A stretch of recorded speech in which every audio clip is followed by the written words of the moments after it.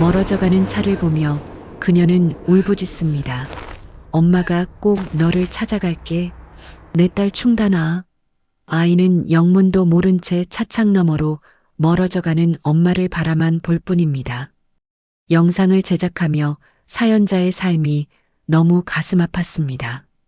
내용은 각색되었지만 부디 사연자와 따님이 재회하시길 간절히 기도합니다. 본 영상은 실화를 바탕으로 재구성되었으며 출연자 보호를 위해 가명을 사용하였습니다. 이산가족 상봉과 탈북민 정착을 위해 애쓰시는 모든 분들께 감사드립니다. 여러분, 잠시 눈을 감고 상상해 보십시오. 여기 한 여자가 있습니다. 그녀는 대한민국 식품업계에서 기적을 쓴 인물입니다. 경기도에만 무려 5개의 공장이 쉼없이 돌아갑니다. 직원 수십 명이 바쁘게 김치를 담그고 냉면 육수를 끓이고 떡을 뽑아냅니다. 홈쇼핑에 나갔다 하면 완판, 매진 자막이 뜨고 한 달 매출만 무려 10억 원을 찍는 기업의 대표. 연매출로 따지면 100억 원. 네, 여러분이 생각하시는 그 100억 부자가 맞습니다. 그런데 말입니다. 이 화려한 성공 신화 뒤에는 도저히 믿기 힘든 또 다른 얼굴이 숨겨져 있습니다. 새벽 2시, 모두가 잠든 시각. 경기도의 한 고급 아파트 단지. 벤츠를 타고 퇴근할 것 같은 그녀가 아주 낡고 구멍난 2,000원짜리 몸빼 바지를 입고 어둠 속을 걸어 나옵니다. 그녀가 향하는 곳은 백화점이 아닙니다. 바로 아파트 재활용 분리수거장입니다. 그녀는 익숙한 손놀림으로 남들이 버린 쓰레기 더미를 뒤집니다. 찌그러진 냄비, 다리가 부러진 의자, 유행 지난 옷가지들. 남들에겐 쓰레기지만 그녀에겐 보물입니다. 그녀는 그것들을 주섬주섬 챙겨 품에 안습니다. 100억 매출을 올린 날에도 그녀는 어김없이 쓰레기장을 뒤집니다. 도대체 왜일까요? 돈이 없어서일까요? 아니면 지독한 구두쇠라서 그럴까요? 아닙니다. 그녀에게는 그럴 수밖에 없는 피를 토하듯 절박한 이유가 있습니다. 돈을 모아야 합니다. 한 푼이라도 더 모아야 합니다. 그래야 내 딸을 찾을 수 있으니까요. 오늘 여러분께 들려드릴 이야기는 대한민국에서 성공한 CEO이자 동시에 가장 가슴 아픈 어머니인 한 여자의 인생 드라마입니다. 북한군 간호장교에서 꽃제비로 그리고 100억 CEO가 되기까지 지옥 같은 운명을 뚫고 살아남은 여자 이춘실. 그녀의 기막힌 사연 속으로 지금부터 들어가 보겠습니다. 이야기 시작 전에 구독, 좋아요 부탁드립니다. 그리고 여러분들이 계시는 곳을 댓글로 남겨주시면 다른 분들과의 소통도 가능하시니 꼭 댓글 남겨주세요. 이제 이야기를 시작하겠습니다. 시계를 거꾸로 돌려 1960년대 북한 함경북도로 가보겠습니다. 이춘실은 그곳에서 태어났습니다. 위로 언니, 오빠들이 줄줄이 있는 집안의 막내였습니다. 여러분, 형제가 몇 명이었는지 아십니까? 무려 11명입니다. 11남매.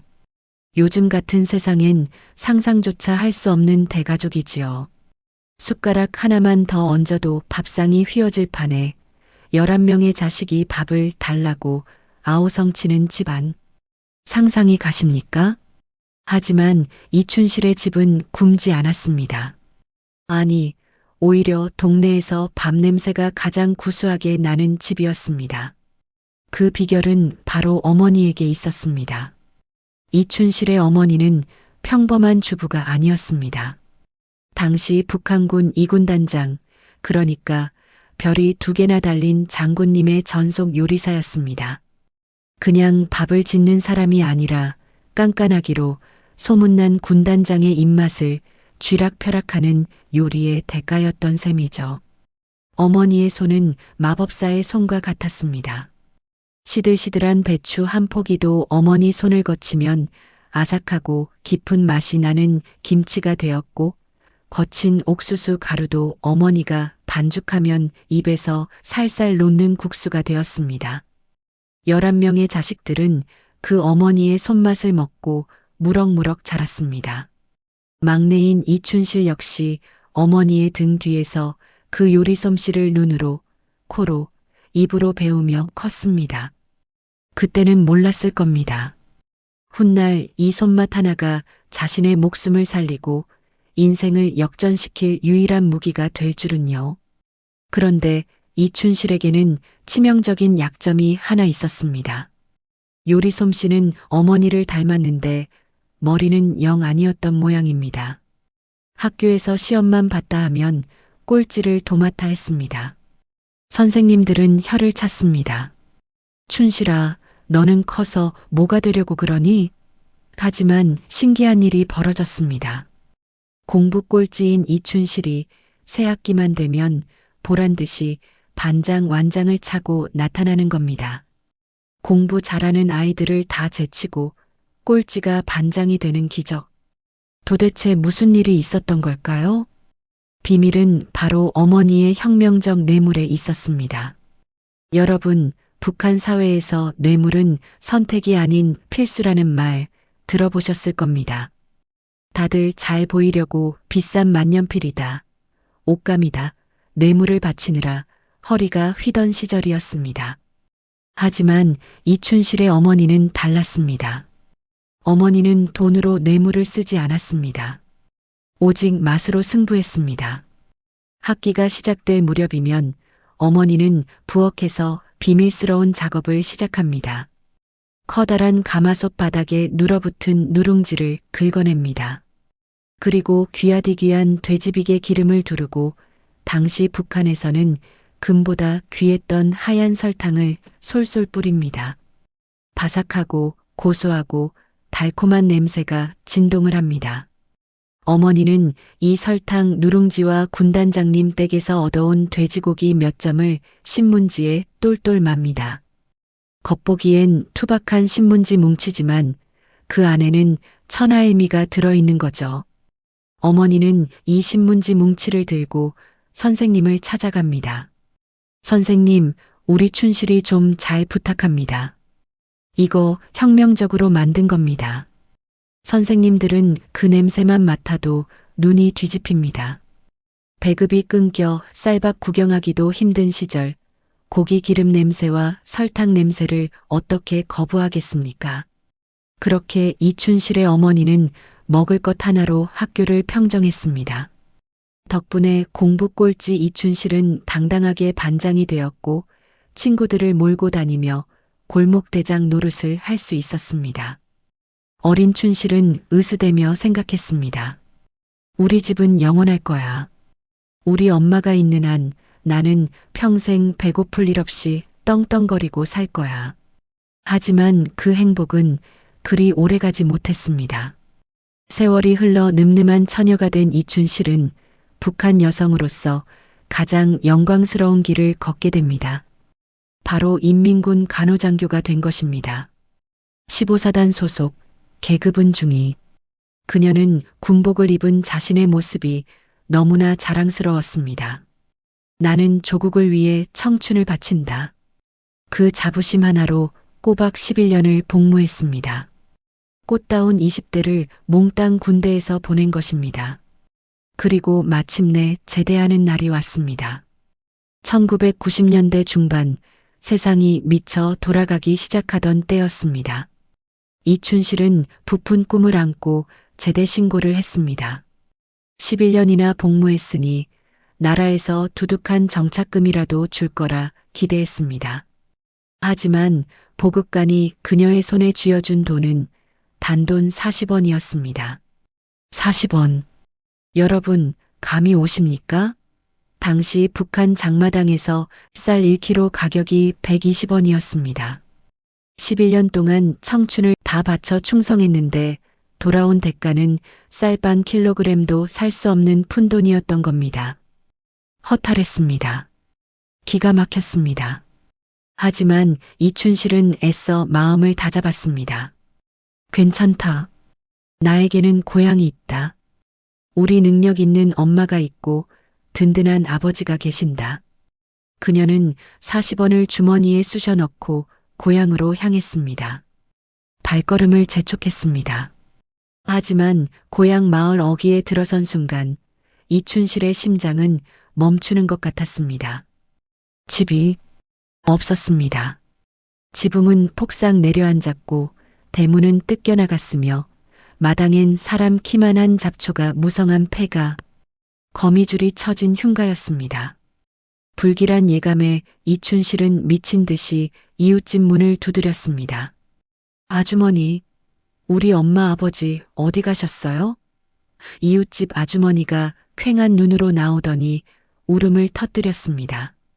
춘실이니? 너희 부모님 작년에 다 돌아가셨다. 굶어서 먹을 게 없어서 굶어 돌아가셨어. 하늘이 무너진다는 게 이런 기분일까요? 군단장 요리사였던 어머니가 11명의 남매를 먹여 살리던 그 억척 같은 어머니가 정작 본인은 굶어서 세상을 떠났다는 겁니다. 아버지마저 영양실조로 돌아가시고 형제들은 뿔뿔이 흩어져 생사조차 알 수 없게 된 상황. 11년 만에 돌아온 고향집에서 이춘실을 반겨주는 건 가난뿐이었습니다. 그날부터 이춘실의 삶은 나락으로 떨어졌습니다. 간호장교 중이 이춘실은 죽었습니다. 이제 남은 건 배고픈 짐승 한 마리뿐이었습니다. 가지고 온 40원으로는 아무것도 할 수 없었습니다. 하루, 이틀, 사흘. 굶주림이 계속되자 눈이 뒤집혔습니다. 자존심? 체면? 그런 건 배부른 사람들의 사치였습니다. 어느 날 밤 이춘실은 남의 집 담을 넘었습니다. 도둑질이라도 해야 했습니다. 그녀가 들어간 곳은 부엌이 아니라 돼지우리였습니다. 돼지 밥그릇에 담긴 꿀꿀이죽. 사람들이 먹다 버린 음식 찌꺼기와 구정물이 섞인 그 역겨운 냄새가 굶주린 이춘실의 코에는 향긋한 고깃국 냄새로 느껴졌습니다. 그녀는 돼지우리로 기어들어갔습니다. 돼지가 자기 밥을 뺏기는 줄 알고 꾀꾀거리며 달려들었습니다. 하지만 배고픈 인간은 짐승보다 무서웠습니다. 비켜, 이 새끼야. 나도 좀 먹자. 이춘실은 돼지를 발로 차고 밀어내며 돼지 밥그릇에 머리를 박았습니다. 손으로 구정물을 퍼서 입에 넣었습니다. 쉰내 나는 찌꺼기를 씹지도 않고 삼켰습니다. 눈물 흘릴 힘도 없었습니다. 그저 뱃속에 무언가 들어간다는 안도감뿐이었습니다. 그렇게 짐승처럼 거리를 떠돌던 어느 날 이춘실에게 오빠가 찾아왔습니다. 춘실아, 이렇게 살 순 없다. 내 친구한테 시집가라. 거기는 입에 풀칠은 시켜줄 거다. 살기 위한 선택이었습니다. 사랑 따위는 사치였습니다. 그저 비바람 피할 지붕과 밥 한 끼가 절실해서 오빠의 친구라는 남자에게 시집을 갔습니다. 하지만 그곳은 피난처가 아니라 또 다른 지옥이었습니다. 남편은 술독에 빠져 사는 알코올 중독자였습니다. 술만 마시면 눈이 뒤집혀 주먹을 휘둘렀습니다. 재수 없는 년이 들어와서 집안이 망했다. 시어머니의 학대도 끔찍했습니다. 가난한 집에 입 하나 더 늘었다며 며느리 밥그릇을 뺏고 온갖 구박을 퍼부었습니다. 매일 밤 매를 맞고 굶주림에 시달리는 날들이 이어졌습니다. 결혼 6개월 만이었습니다. 이춘실은 더 이상 견딜 수가 없었습니다. 이러다간 맞아 죽든 굶어 죽든 여기서 죽겠다 생각이 들었습니다. 어느 깊은 밤 남편이 술에 취해 골아떨어진 틈을 타 그녀는 집을 뛰쳐나왔습니다. 짐을 챙길 새도 없었습니다. 신발도 제대로 신지 못한 맨발로 뒤도 돌아보지 않고 어둠 속을 달렸습니다. 다시 꽃제비가 되었습니다. 차라리 매를 맞느니 거리에서 자는 게 마음은 편했습니다. 그런데 거리를 떠돌던 중 몸이 이상했습니다. 배가 점점 불러오는 것이었습니다. 하지만 이춘실은 그게 임신인 줄 꿈에도 몰랐습니다. 워낙 못 먹어서 영양실조로 배에 복수가 찬 줄만 알았습니다. 굶주림 때문에 생리가 끊긴 지도 오래라 아이가 들어선 줄은 상상도 못한 겁니다. 어느 날 시장통에 앉아 있는데 지나가던 할머니들이 혀를 차며 말했습니다. 쯧쯧 새댁, 복수가 아니야. 배 모양을 보니 애가 들어섰네. 곧 나오겠어. 네, 그게 무슨... 이춘실은 자신의 배를 만져보았습니다. 딱딱하게 뭉친 배 안에서 미세한 태동이 느껴졌습니다. 하늘이 노랗게 변했습니다. 내 몸 하나 건사하기도 힘든 이 시궁창 같은 현실에 뱃속에 생명이 자라고 있었던 겁니다. 그 폭력 남편의 아이였지만 뱃속에서 꿈틀거리는 생명을 참아 지울 수는 없었습니다. 그렇게 이춘실은 뱃속의 아이와 함께 가장 혹독한 겨울을 거리에서 맞이하게 되었습니다. 그날 밤부터 이춘실은 해산 역전 보일러실 옆 해산에서 그나마 따뜻했던 버려진 연탄재 위에 몸을 누이는 꽃제비가 되었습니다. 점점 출산일이 다가오고 있었습니다. 시장 한복판을 지나는데 진통이 시작되었습니다. 병원은 꿈도 꿀 수 없었습니다. 이춘실은 시장 길바닥에 털썩 주저앉았습니다. 아, 사람 살려요. 애가 나와요. 그때 생선 팔던 할머니 한 분이 다가왔습니다. 할머니는 묵묵히 자신이 두르고 있던 앞치마를 풀었습니다. 생선 비늘이 덕지덕지 붙고 비린내가 진동하는 시커먼 앞치마였습니다. 그 더러운 앞치마가 이춘실과 아기에게는 유일한 분만실 침대였습니다. 길바닥에 누워 이춘실은 힘을 주었습니다. 비명과 함께 핏덩이 아기가 미끄러져 나왔습니다. 으앙, 으앙. 아기의 울음소리가 시장통에 울려 퍼졌습니다. 탯줄을 잘라야 하는데 가위가 없었습니다. 이춘실은 주변에 굴러다니던 깨진 기왓장 조각으로 탯줄을 끊었습니다. 아기를 감쌀 포대기도 없었습니다. 쓰레기 더미에 버려진 비료 포대 비닐을 주워와 피 묻은 아기를 둘둘 말았습니다.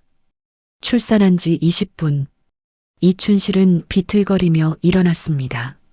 내가 굶으면 젖이 안 나오고 젖이 안 나오면 이 핏덩이는 죽습니다. 이춘실은 갓 낳은 아기를 가슴에 품고 사람들에게 손을 내밀었습니다. 피가 채 마르지도 않은 바지를 입고 구걸을 시작한 겁니다. 아저씨, 10원만 주세요. 아주머니, 국물 남은 거라도 좀 주세요. 제가 방금 애를 낳았는데 먹을 게 없어요. 사람들은 기겁하며 피했습니다. 하지만 이춘실은 멈출 수 없었습니다. 국밥집 주인이 내준 국물 한 그릇을 허겁지겁 마시고 아기에게 젖을 물렸습니다. 이 아기의 이름은 충단이라고 지었습니다. 이것이 이춘실과 딸 충단이의 첫 만남이었습니다. 충단이는 엄마 등에서 자랐습니다. 엄마의 앙상한 등에 엎여 찬바람을 맞으며 컸습니다. 충단이가 3살이 되던 해였습니다. 어느 날 시장통을 지나던 모녀가 장난감 가게 앞에서 멈춰 섰습니다. 진열장 안에는 알록달록한 인형들이 놓여 있었습니다. 충단이는 엄마의 옷자락을 잡고 인형에서 눈을 떼지 못했습니다. 가지고 싶다는 말도 하지 않았습니다. 그저 작은 손가락으로 가리킬 뿐이었습니다. 이춘실의 가슴은 미어지는 것 같았습니다. 당장 오늘 먹을 죽 한 그릇 값도 없는 처지에 장난감이 웬 말입니까? 이춘실은 아이의 손을 이끌고 한적한 골목길로 들어갔습니다. 그리고는 주섬주섬 겉옷을 벗고 안에 입고 있던 낡은 러닝 셔츠를 벗었습니다. 몇 년을 입었는지 모를 낡은 속옷이었습니다. 이춘실은 그 속옷의 밑단을 북북 찢었습니다. 천 조각을 둘둘 말아 동그란 모양을 만들고 실밥을 풀어 묶었습니다. 그리고 주머니에서 눈썹 그리는 몽당 연필을 꺼내 눈을 그리고 코를 그리고 웃는 입을 그렸습니다. 세상에서 가장 볼품없는 땀 냄새 나는 헝겊 뭉치. 이춘실은 그걸 딸에게 내밀었습니다. 충단아, 자. 엄마가 만든 오뚜기 인형이야. 예쁘지? 그런데 여러분, 충단이의 반응이 어땠는지 아십니까? 아이는 그 더러운 첫 뭉치를 받아들고는 세상을 다 가진 것처럼 환하게 웃었습니다. 우와, 인형이다. 내 인형이다. 충단이는 인형을 보물처럼 껴안았습니다. 잘 때도 밥을 먹을 때도 놓지 않았습니다. 이춘실은 그 모습을 보며 남몰래 피눈물을 흘렸습니다. 남들은 비단 옷 입은 인형을 갖고 노는데 내 새끼는 엄마 속옷 쪼가리를 보물단지처럼 아끼는구나. 그러던 어느 겨울날이었습니다. 장마당을 돌며 구걸하던 중 지나가던 누군가가 빵 한 조각을 툭 던져주었습니다. 딱딱하게 굳은 옥수수 빵이었지만 며칠을 굶은 모녀에게는 진수성찬이었습니다. 충단이가 얼른 빵을 주었습니다. 그런데 충단이는 빵을 입에 물고는 우물우물할 뿐 삼키지를 않는 겁니다. 충단아, 왜 안 먹어? 맛이 없어? 충단이는 고개를 저었습니다. 그리고 입에 물고 있던 빵을 손으로 꺼냈습니다. 침이 잔뜩 묻은 빵 조각. 새살배기 고사리 같은 손으로 그 작은 빵을 반으로 뚝 잘랐습니다. 그리고는 반쪽을 엄마의 입에 쑥 넣어주는 겁니다. 엄마도 먹어. 엄마 배고프잖아. 순간 이춘실은 아무 말도 할 수 없었습니다. 3살입니다. 본능적으로 자기 배 채우기 바쁠 나이입니다. 그런데 이 아이는 자기가 굶으면서 엄마를 먹이려 한 겁니다. 이춘실은 딸이 준 그 침 묻은 빵 조각을 눈물과 함께 삼켰습니다. 그날 밤 이춘실은 다짐했습니다. 충단아, 내 살점을 뜯어서라도 너는 먹이겠다. 짐승처럼 살아도 좋으니 너만큼은 인간답게 살게 해주마. 그 결심이 그녀를 목숨 건 탈북의 길로 이끌었습니다. 하지만 희망은 쉽게 잡히지 않았습니다. 이춘실은 딸을 데리고 때로는 혼자서 무려 9번이나 탈북을 시도했습니다. 그리고 8번 잡혔습니다. 8번의 북송. 그것은 8번의 지옥을 경험했다는 뜻입니다. 북한 보이부 감옥. 그곳은 사람이 사는 곳이 아니었습니다. 이춘실은 그곳에서 운명 같은 친구를 만났습니다. 이름은 정희. 이춘실보다 나이가 어린 동생이었습니다. 정희가 처음 감옥에 들어왔을 때 그녀의 몰골은 처참했습니다. 한겨울에 신발도 없이 끌려와 발이 시퍼렇게 얼어 동상으로 썩어 들어가고 있었습니다. 이춘실은 주저없이 자신이 신고 있던 양말 한 짝을 벗어 던져주었습니다. 야, 이거라도 신어. 그러다 발 잘린다. 언니. 그럼 언니는요? 시끄러워. 잔말 말고 신어. 살아서 나가야 할 거 아니야. 그 양말 한 짝은 그 얼어붙은 감옥 바닥에서 유일하게 나눌 수 있는 온기였습니다. 어느 여름날 죄수들은 옥수수밭으로 강제 노동을 나갔습니다. 뙤약볕 아래서 밭을 매던 이춘실의 눈에 무언가 번쩍이는 것이 들어왔습니다. 뱀이었습니다. 독사였습니다. 굶주린 이춘실에게 뱀은 공포의 대상이 아니었습니다. 귀하디귀한 고기였습니다. 이춘실은 짐승 같은 반사신경으로 호미를 내리찍었습니다. 퍽! 뱀의 머리가 으깨졌습니다. 그녀는 잽싸게 죽은 뱀을 집어들고 감시병의 눈을 피해 자신의 오단, 뱃속에 집어넣었습니다. 차가운 뱀의 비늘이 맨살에 닿았지만 징그러운 줄도 몰랐습니다. 그날 밤 감옥 안, 이춘실은 조용히 정희를 깨웠습니다. 그리고 아궁이에 꺼져가는 불씨 속에 몰래 숨겨온 뱀을 던져 넣었습니다. 이춘실은 새카맣게 탄 뱀 고기를 꺼내 정희의 손에 쥐어주었습니다. 먹어. 고기야. 언니, 이게 뭐예요? 묻지 마. 그냥 먹어. 먹어야 산다. 정희는 그게 뱀인 줄도 모르고 허겁지겁 먹어치웠습니다. 그 뱀 한 마리가 다 죽어가던 정희의 눈빛에 생기를 돌려놓았습니다. 하지만 시련은 끝나지 않았습니다. 며칠 뒤 정희가 배고픔에 이성을 잃고 밭에서 지렁이를 잡아먹다가 감시병에게 걸렸습니다. 이 갓나 새끼가 감히 지렁이를 먹어. 감시병의 몽둥이가 정희를 향해 날아들었습니다. 저대로 맞으면 죽을 수도 있었습니다. 그 순간 이춘실이 몸을 날려 정희의 등 위로 엎드렸습니다. 때리지 마세요. 내가 시킨 겁니다. 퍼! 몽둥이가 이춘실의 등을 사정없이 내리쳤습니다. 살점이 터지고 피가 튀었습니다.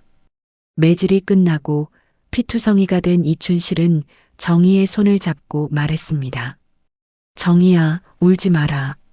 우리 살아서 나가자. 나가면 내가 진짜 고기 사줄게. 뱀 말고 진짜 소고기 사줄게. 알았지? 지옥 같은 감옥 생활을 끝내고 이춘실은 다시 세상 밖으로 나왔습니다. 9번째 탈북. 이춘실은 5살이 된 충단이를 업고 또다시 두만강을 건넜습니다. 다행히 강을 건너 중국 땅을 밟았습니다. 강변에는 키가 큰 갈대밭이 펼쳐져 있었습니다. 살았다. 이제 살았어. 이춘실은 충단이를 꼭 끌어안았습니다. 하지만 여러분, 운명은 어찌 이리도 잔인할까요? 그 갈대밭에는 탈북자들을 노리는 인신매매단이 매복하고 있었습니다. 잡았다. 갑자기 남자 셋이 튀어나와 모녀를 덮쳤습니다. 그들은 이춘실과 충단이를 위아래로 훑어보더니 물건 흥정하듯 값을 매기기 시작했습니다. 새끼는 어리니까 팔기 좋겠어. 3,000위안. 어미는 너무 말랐는데. 5,000위안. 충단이 몸값 3,000위안. 한국 돈으로 50만 원 남짓. 엄마와 딸이 고작 돈 몇 푼에 그것도 따로따로 팔려가게 생긴 겁니다. 안 돼요. 안 돼. 우리 딸이에요. 제발 같이 가게 해주세요. 이춘실이 브로커의 바짓가랑이를 잡고 빌었습니다. 땅에 머리를 찌우며 애원했습니다. 돈은 나중에 벌어서 갚을게요. 제발 딸만은 떼어놓지 마세요. 하지만 그들은 이춘실을 발로 걷어찼습니다. 그때 저 멀리서 낡은 빨간색 택시 한 대가 달려왔습니다. 충단이를 사겠다는 사람이 보낸 차였습니다. 자, 태워. 브로커들이 충단이를 이춘실에게서 억지로 떼어냈습니다. 엄마, 엄마. 충단이가 자지러지게 울며 엄마를 향해 손을 뻗었습니다. 놓으라고. 내 새끼야. 충단아. 이춘실이 미친 듯이 달려들었지만 장정들의 힘을 당해낼 수 없었습니다. 충단이는 강제로 빨간 택시 뒷좌석에 밀어 넣어졌습니다. 택시 문이 쾅 닫혔습니다. 충단이는 창문에 매달렸습니다. 작은 손바닥으로 유리를 두드렸습니다. 엄마 안 가. 엄마 나 무서워. 엄마랑 갈 거야. 유리창 너머로 눈물범벅이 된 아이의 얼굴이 보였습니다. 이춘실은 바닥을 기어 택시를 쫓아갔습니다. 충단아, 가지마. 아저씨, 제발요. 내 딸이에요. 하지만 택시는 매정하게 출발했습니다. 끼익, 타이어 소리와 함께 멀어져 갔습니다. 점점 작아지는 빨간 택시. 창문 밖으로 계속해서 엄마를 부르는 아이의 절규. 엄마. 그 소리가 갈대밭의 바람소리에 묻혀 사라질 때까지 이춘실은 택시 꽁무니를 바라보며 짐승처럼 울부짖었습니다. 내가 죽일년이다. 내 목숨 하나 살자고 새끼를 팔았다. 충단아. 내 새끼 충단아.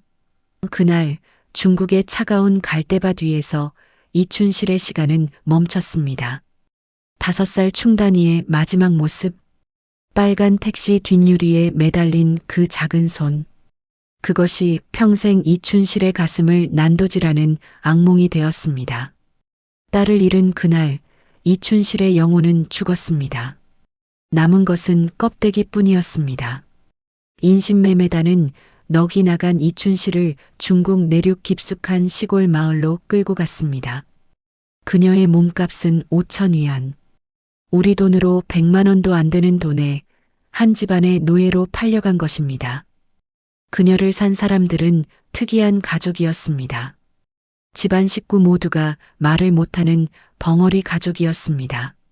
가난한 농촌 마을, 중국 여자들이 시집 오려 하지 않는 그 집에 대를 잇고 일할 여자가 필요했던 겁니다.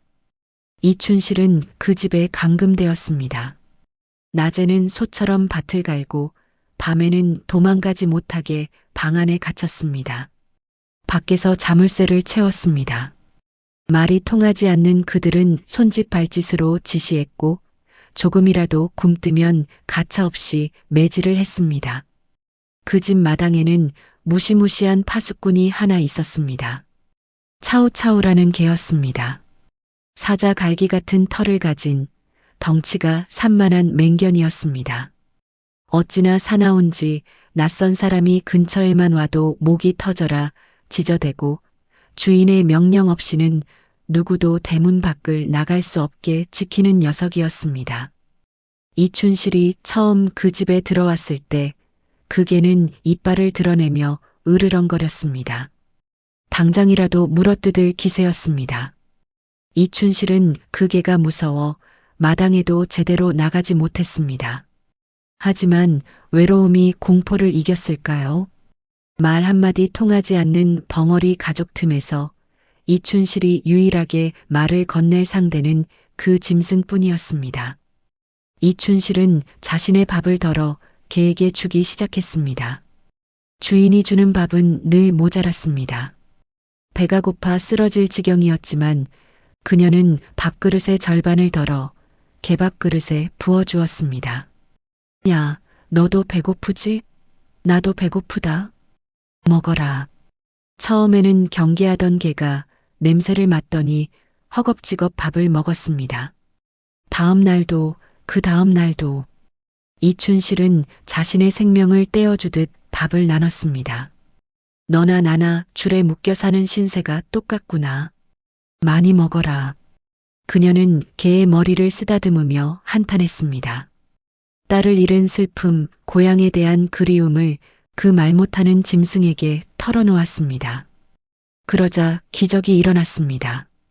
주인에게만 꼬리를 치던 그 사나운 맹견이 이춘실만 보면 꼬리를 살랑살랑 흔들기 시작한 겁니다. 이춘실이 마당에 나오면 발라당 누워배를 보이고 그녀의 다리에 얼굴을 비볐습니다. 짐승도 알았던 겁니다. 자기도 굶으면서 밥을 나눠주는 그 여자의 진심을요. 어느 날 밤이었습니다. 집안 식구들이 모두 깊은 잠에 빠진 시각. 이춘실은 탈출을 결심했습니다. 지금이 아니면 영영 못 나간다. 죽더라도 가보자. 그녀는 숟가락으로 문고리를 뜯어내고 조심스럽게 방을 빠져나왔습니다. 살금살금 마당으로 나갔습니다. 심장이 터질 것 같았습니다. 마당 한가운데 그 개가 깨어 있었기 때문입니다. 이춘실과 개의 눈이 마주쳤습니다. 순간 이춘실은 얼어붙었습니다. 큰일 났다. 짖으면 끝장이다. 개가 한 번이라도 멍하고 짖으면 식구들이 깰 것이고 그럼 탈출은 실패입니다. 잡히면 다리가 부러지도록 맞을 게 뻔했습니다. 그런데 여러분, 정말 믿을 수 없는 일이 벌어졌습니다. 그 사나운 차우차우가 이춘실을 보더니 짖지 않는 겁니다. 대신 꼬리를 살랑살랑 흔들었습니다.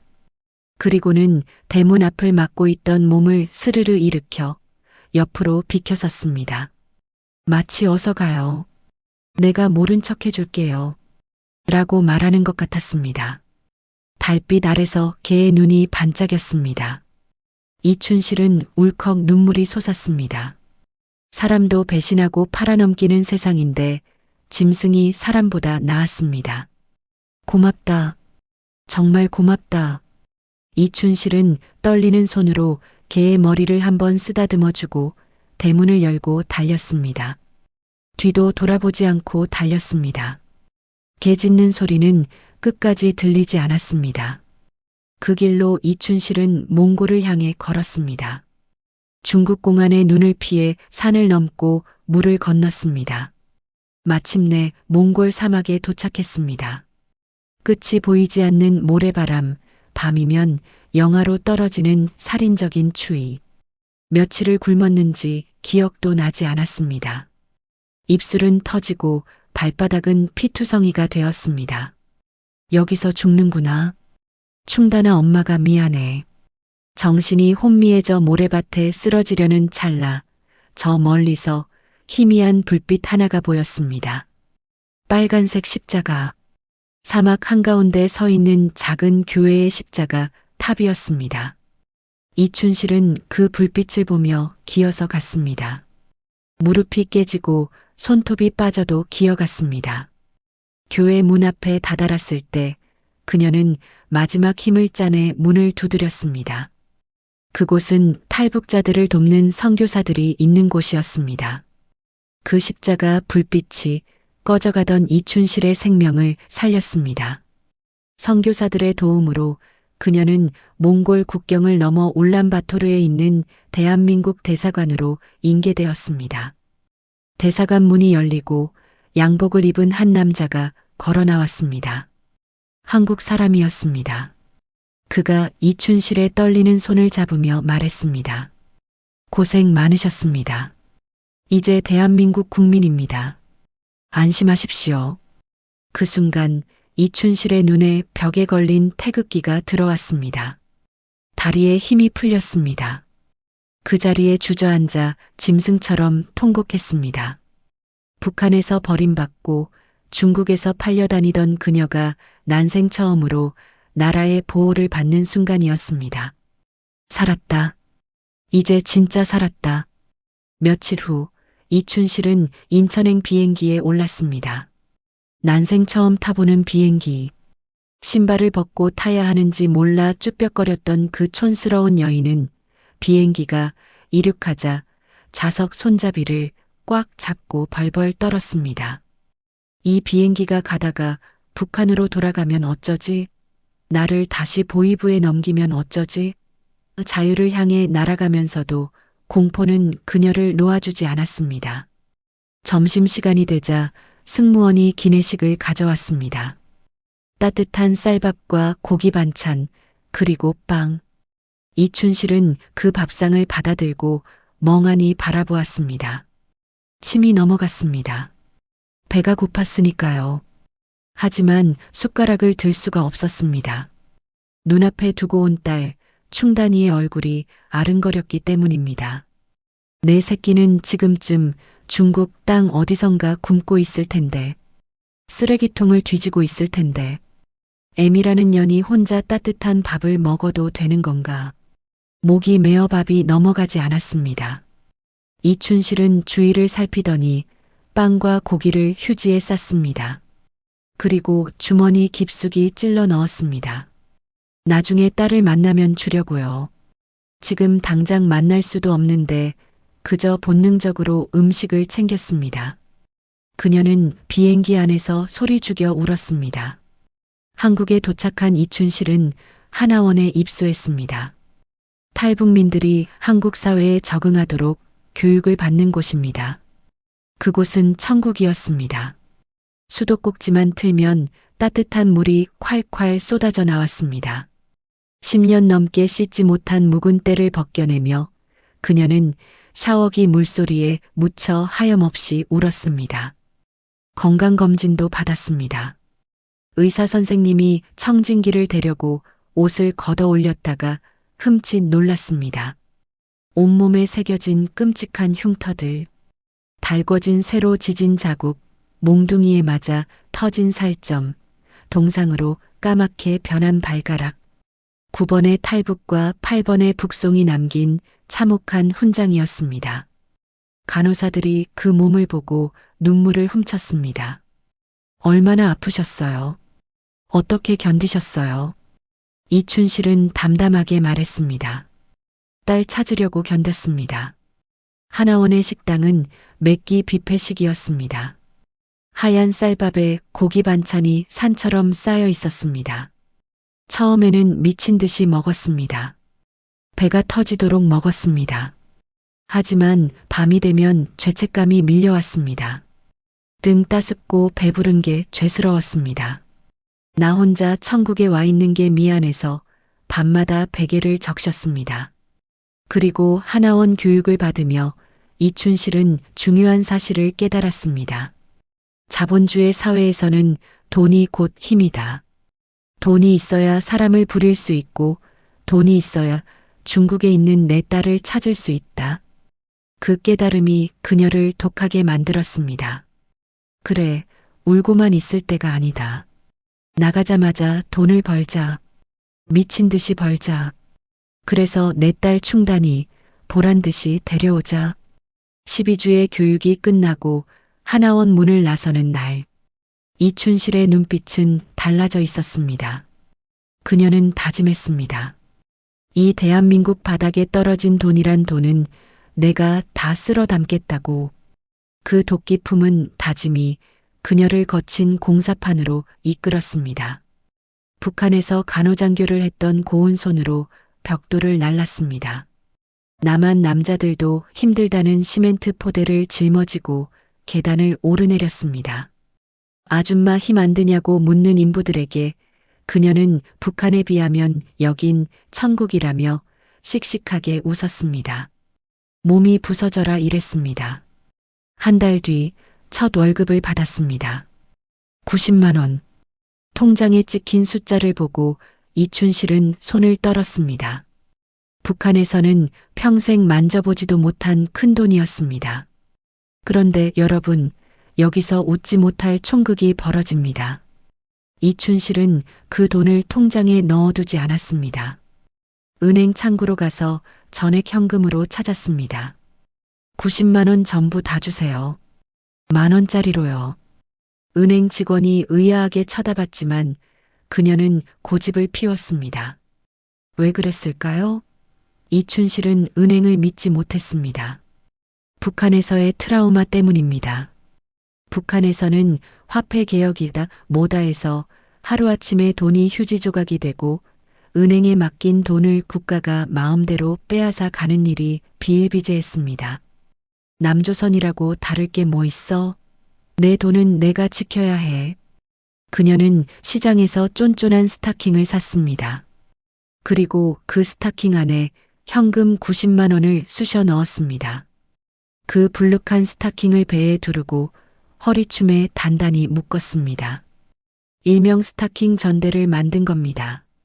잘 때도 씻을 때도 일할 때도 그 스타킹을 풀지 않았습니다. 배에 닿는 돈뭉치의 감촉만이 그녀를 안심시켰습니다.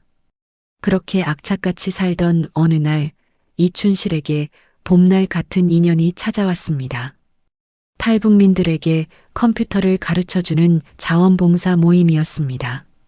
마우스를 이렇게 잡으세요. 클릭, 더블 클릭. 컴퓨터 선생님은 덥수룩한 수염에 산적 같은 외모를 가진 남자였습니다. 그런데 목소리가 너무나 좋았습니다. 차분하고 따뜻하고 진심이 담긴 목소리. 이춘실은 그 목소리에 반해버렸습니다. 수업 3일째 되던 날, 이춘실은 결단을 내렸습니다. 북한 여자 특유의 혁명적 속전속결 정신이 발동한 겁니다. 수업이 끝나고 그녀는 남자에게 다짜고짜 말했습니다. 선생님, 저랑 같이 삽시다. 남자는 당황해서 눈이 휘둥그레졌습니다. 저 갈 데도 없고 선생님은 혼자 사는 것 같은데 우리 합칩시다. 제가 밥도 잘하고 빨래도 잘합니다. 이춘실의 돌직구 고백. 남자는 잠시 멍하니 있다가 허허 웃으며 받아주었습니다. 그럽시다. 까짓 거 사람 인연이라는 게 다 때가 있는 법이지요.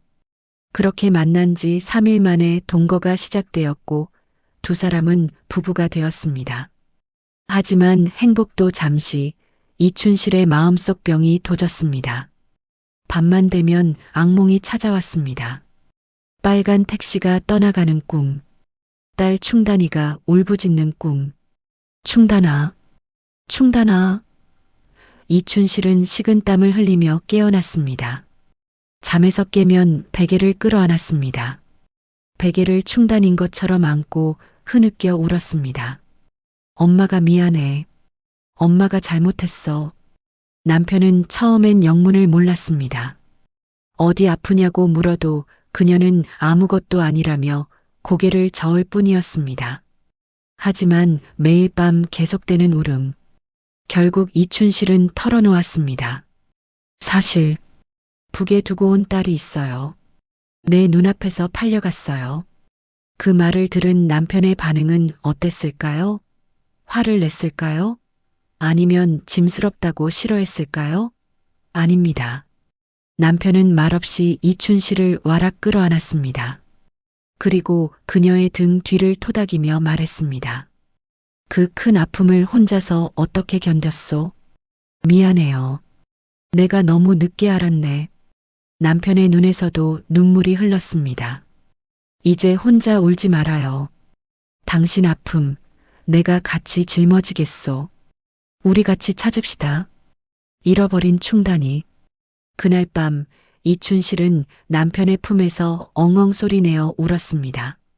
처음이었습니다. 자신의 과거를, 자신의 상처를 있는 그대로 받아준 사람. 당신 아픔을 같이 짊어지겠다. 그 한마디가 얼어붙었던 이춘실의 심장을 녹였습니다. 그녀는 비로소 대한민국의 마음의 닻을 내릴 수 있었습니다. 남편의 사랑으로 안정을 찾았지만 넘어야 할 산이 또 하나 있었습니다. 바로 시댁이었습니다. 남편의 집안은 뼈대 있는 경찰 공무원 집안이었습니다. 시아버지는 평생 경찰 제복을 입고 사셨고 형제들도 공무원인 보수적인 집안이었죠. 그런 집에 탈북 여성이 며느리로 들어온다니 집안이 발칵 뒤집혔습니다. 시어머니의 반대는 맹렬했습니다. 안 된다. 절대 안 된다. 어디서 근본도 모르는 여자를 데려왔냐며 노발대발하셨습니다. 그러던 어느 날 시어머니가 이춘실의 짐을 정리하다가 사진 한 장을 발견했습니다. 북한에서 간호장교 시절 찍은 사진이었습니다. 인민군 군복을 입고 늠름하게 서 있는 이춘실의 모습. 그 사진을 본 시어머니는 기절초풍을 했습니다. 이것 봐라. 내 이럴 줄 알았다.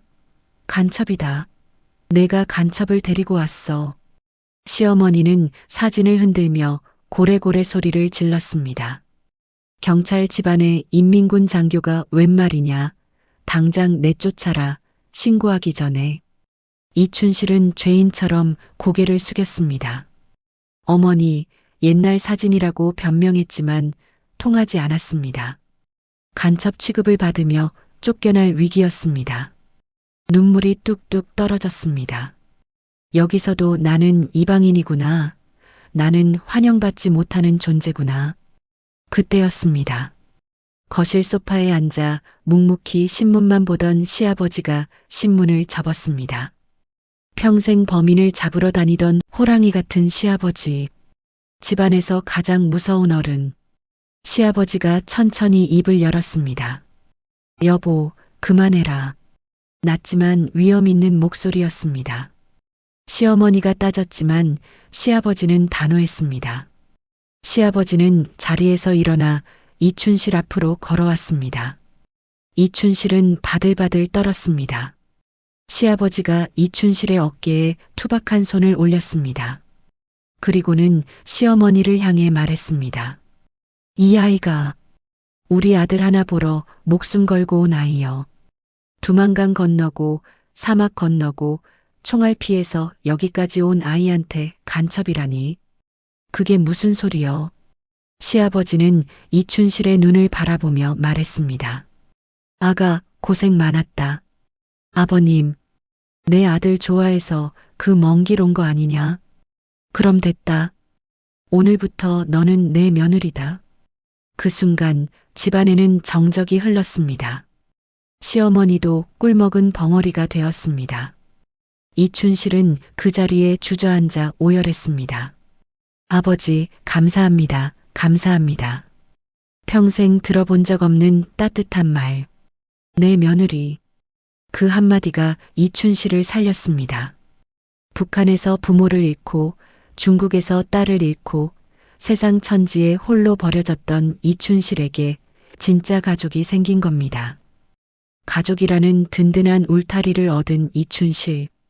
그녀는 이제 돈을 벌기로 결심합니다. 딸 충단이를 찾으려면 막대한 돈이 필요했으니까요. 하지만 가진 기술이라곤 북한군에서 배운 간호기술과 공사판 막노동 실력뿐. 이춘실은 자신의 손을 내려다봤습니다. 투박하고 거친 손. 하지만 그 손에는 특별한 DNA가 흐르고 있었습니다. 바로 군단장 전속 요리사였던 어머니의 손맛이었습니다. 그래, 음식이다. 엄마가 가르쳐준 그 맛으로 승부를 보자. 이춘실은 작은 식당을 열었습니다. 메뉴는 북한식 김치와 만두. 처음에는 시행착오도 많았습니다. 북한 김치는 젓갈을 적게 써서 시원하고 톡 쏘는 맛이 특징인데 맵고 짜게 먹는 한국 사람 입맛에는 심심하게 느껴질 수도 있었거든요. 하지만 이춘실은 포기하지 않았습니다. 어머니의 레시피에 한국인의 입맛을 연구해 접목했습니다. 그중 대박을 터뜨린 것이 바로 만두였습니다. 북한 만두는 원래 돼지고기와 김치를 꽉 채워 만듭니다. 당면은 넣지 않죠. 그런데 한국 사람들은 잡채가 들어간 만두를 좋아하더군요. 이춘실은 과감하게 북한식 쫄깃한 만두피에 한국식 당면소를 넣은 퓨전 만두를 개발했습니다. 이게 그야말로 대박이 났습니다. 야, 이 만두 뭐야? 겉은 쫄깃한데 속은 육즙이 팡 터지네. 한번 맛본 손님들은 다른 만두를 못 먹겠다고 아우성이었습니다. 입소문은 무서웠습니다. 작은 식당에서 시작한 사업은 주문이 밀려들어 감당이 안 될 정도가 되었습니다. 이춘실은 승부수를 띄웠습니다. 공장을 짓자. 제대로 해보자. 그녀는 막노동으로 모은 돈, 대출금, 남편의 퇴직금까지 털어 식품 공장을 세웠습니다. 결과는 어땠을까요? 여러분, 지금 경기도에 가면 이춘실 대표의 공장이 무려 5개나 돌아가고 있습니다. 김치 공장, 만두 공장, 떡 공장, 육수 공장. 24시간 기계가 멈추지 않습니다. 매출을 공개하자면 입이 떡 벌어집니다.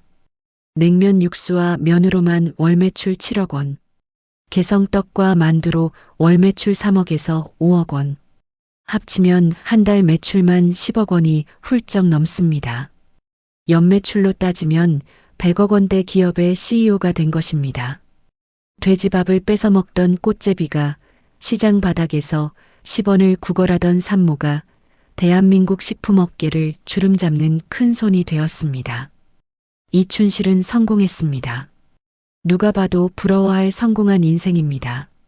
하지만 여러분, 이 화려한 성공 뒤에는 아무도 모르는 그녀만의 비밀이 있습니다.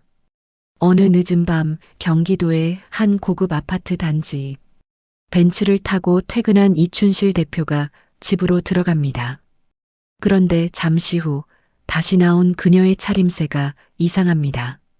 말끔한 정장은 벗어던지고 무릎이 튀어나온 낡은 운동복 바지에 구멍난 티셔츠를 입었습니다. 그녀가 향한 곳은 아파트 재활용 분리수거장입니다. 그녀는 익숙한 손놀림으로 쓰레기 더미를 뒤집니다. 손잡이가 살짝 흔들리는 냄비를 주워 품에 안고 가죽이 벗겨진 의자를 낑낑대며 집으로 나릅니다. 경비 아저씨가 돈도 많은 분이 왜 남이 버린 쓰레기를 줍냐며 이상하게 쳐다봅니다. 이춘실의 집 안에 들어가 보면 더 가관입니다. 그녀가 입고 있는 옷, 쿠팡에서 22,000원 주고 산 싸구려 잠옷입니다. 외출할 때 입는 바지도 구제시장에서 2,000원에 산 겁니다. 양말은 구멍이 날 때까지 꿰매 신습니다. 직원들 월급은 꼬박꼬박 챙겨주고 시댁 식구들에게는 수백만 원짜리 안마의자며 최신형 TV를 턱턱 사주는 통 큰 며느리가 정작 자기 몸에는 돈 10,000원 쓰는 것도 벌벌 떱니다. 도대체 왜 이러는 걸까요? 지독한 구두쇠라서? 돈독이 올라서? 아닙니다. 이춘실이 쓰레기장을 뒤지고 2,000원짜리 바지를 입는 이유는 단 하나입니다. 돈을 모아야 해요. 한 푼이라도 더 모아야 해요. 사장님, 100억 버시잖아요. 그 정도면 충분하지 않나요? 아니요. 부족해요. 충단이 찾으려면 그 돈으로도 부족할지 몰라요. 그렇습니다. 딸 때문입니다. 중국에서 인신매매단에게 팔려간 딸 충단이 그 아이를 찾으려면 브로커를 써야 합니다. 중국 땅이 워낙 넓어서 사람 하나 찾으려면 사설탐정 같은 브로커들이 움직여야 하는데 그 비용이 부르는 게 값입니다. 한번 움직이는데 수천만 원, 정보 하나 얻는데 수백만 원. 심지어 딸을 봤다며 접근해서 돈만 뜯어가는 사기꾼들도 수두룩합니다. 이춘실은 그들에게 수없이 속고 돈을 날렸습니다. 하지만 그녀는 멈출 수 없습니다. 사기를 당해도 좋다, 100번 속아도 좋다, 그중 한 번이라도 진짜 정보가 있다면 전 재산을 다 줘도 아깝지 않다. 그래서 그녀는 오늘도 쓰레기장을 뒤집니다. 남이 버린 냄비 하나 주우면 10,000원을 아끼는 거고 그 10,000원이 내 딸을 찾는 차비가 될 수 있으니까요. 100억 CEO 이춘실에게 돈은 사치가 아니라 딸을 찾기 위한 실탄이었습니다. 시간을 잠시 되돌려 감옥에서 만난 동생 정희를 기억하십니까? 이춘실이 뱀을 잡아 구워 먹이고 대신 매를 맞아주며 살려낸 그 동생. 살아서 나가면 진짜 고기 사주겠다던 그 약속 어떻게 되었을까요? 기적처럼 정의도 탈북에 성공해 대한민국에 왔습니다. 10년 만에 재회. 성공한 사업가가 된 이춘실은 정의를 데리고 최고급 소고기 집으로 갔습니다. 아줌마, 여기 소고기 제일 비싼 걸로 4인분 주세요. 둘이서 4인분을 시키자 정의가 놀랐지만 이춘실은 다 먹으라며 고기를 구워줬습니다. 감옥에서 뱀 먹던 거 기억나지? 이제 우리 진짜 고기 먹자. 두 사람은 지글지글 익어가는 소고기를 앞에 두고 펑펑 울었습니다. 뱀고기로 연명하던 그 시절을 지나 이제는 배 터지게 소고기를 먹을 수 있는 세상에 왔습니다. 약속을 지킨 겁니다. 하지만 이춘실의 마음 한구석은 여전히 뻥 뚫려 있었습니다. 정의는 찾았는데 정작 내 딸 충단이는 옆에 없으니까요. 그리고 오늘 또다시 1월의 어느 날이 밝았습니다. 충단이의 생일입니다. 빨간 택시에 실려갈 때 5살이었으니 살아있다면 이제 어엿한 숙녀가 되었을 나이. 이춘실의 집 거실에는 조촐한 생일상이 차려졌습니다. 하얀 생크림 케이크 하나, 그리고 촛불, 식탁 의자 하나가 비어 있습니다. 충단이의 자리입니다. 남편이 쇼핑백 하나를 들고 왔습니다. 백화점에서 산 예쁜 원피스였습니다. 이춘실은 원피스를 꺼내 들고 가슴에 묻었습니다. 입혀볼 몸이 없는데 옷만 있으면 뭐 하나 싶어 눈물이 하염없이 흘러내렸습니다. 이춘실은 거실 한편에 있는 커다란 곰 인형을 가져와 의자에 앉혔습니다.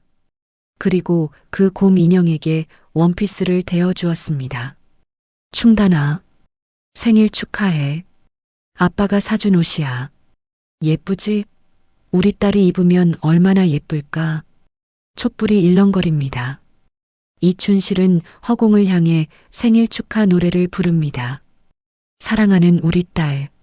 충단이 생일 축하합니다. 목소리가 떨리고 노래는 흐느낌으로 바뀝니다. 남편이 조용히 다가와 이춘실의 어깨를 감싸 안습니다. 며칠 뒤 이춘실은 강화도 연미정으로 향했습니다. 그곳은 바다 건너 북한 땅이 손에 잡힐 듯 가깝게 보이는 곳입니다. 날이 맑으면 강 너머 북한 주민들이 자전거 타는 모습까지 보인다는 그곳. 이춘실은 난간을 붙잡고 북쪽 하늘을 바라봤습니다. 차가운 바닷바람이 얼굴을 때립니다. 저 바다 건너 어딘가에 혹은 중국 땅 어딘가에 내 딸이 있을까? 이춘실이 입을 열었습니다. 가슴속 깊은 곳에서 끓어오르는 한마디. 충단아. 고요한 강물 위로 엄마의 절규가 퍼져나갑니다. 충단아. 엄마가 여기 있다. 엄마가 이렇게 성공해서 너 기다리고 있다. 죽지 마라. 제발 죽지 말고 살아만 있어라. 어디에 있든 어떤 모습이든 살아만 있으면 엄마가 꼭 찾으러 갈게. 목이 터져라 외쳤습니다. 피를 토하듯 외쳤습니다. 바람 소리에 섞여 돌아오는 건 침묵뿐이었지만 이춘실은 멈추지 않았습니다. 자신의 목소리가 바람을 타고 북녘 땅까지 딸의 귓가까지 닿기를 기도하며 소리쳤습니다. 사랑한다. 내 딸 충단아. 여러분, 오늘 우리가 만난 이춘실 대표. 그녀는 대한민국에서 가장 성공한 탈북민 CEO입니다. 하지만 그녀의 진짜 직업은 CEO가 아닙니다. 그녀는 엄마입니다. 딸을 잃어버린 지 20년이 넘었지만 단 하루도 딸을 잊은 적 없는 엄마입니다. 그녀의 100억 성공 신화는 자신의 야망을 위한 것이 아니었습니다. 그것은 딸을 찾기 위한 처절한 몸부림이었고 딸을 만났을 때 엄마가 널 위해 이렇게 준비했다고 말하고 싶은 사랑의 증명이었습니다. 지금도 이춘실은 새벽마다 기도를 합니다. 그리고 낡은 바지를 입고 쓰레기장을 뒤집니다. 그녀의 기다림은 아직 끝나지 않았습니다. 언젠가 충단이가 엄마 하고 문을 열고 들어오는 그날, 빨간 택시의 악몽이 끝나고 멈췄던 모녀의 시간이 다시 흐르는 그날. 그날이 와야 비로소 이춘실의 드라마는 해피엔딩이 될 것입니다. 부디 이 어머니의 간절한 외침이 기적을 만들어낼 수 있기를, 어딘가에 살아있을 충단이가 꼭 엄마 품으로 돌아올 수 있기를 우리 모두 함께 기도해 주시기 바랍니다. 지금까지 100억 CEO, 아니 충단이 엄마 이춘실의 이야기였습니다. 끝까지 시청해 주셔서 감사합니다. 당신의 인생 라디오에서는 인생의 경험담을 전해드립니다. 여러분의 작은 관심이 더 많은 분들에게 위로와 희망을 전할 수 있습니다. 또 다른 사연은 채널 재생 목록에서 확인하세요. 구독 버튼과 좋아요 꼭 부탁드립니다. 항상 건강하시고 행복하세요. 감사합니다.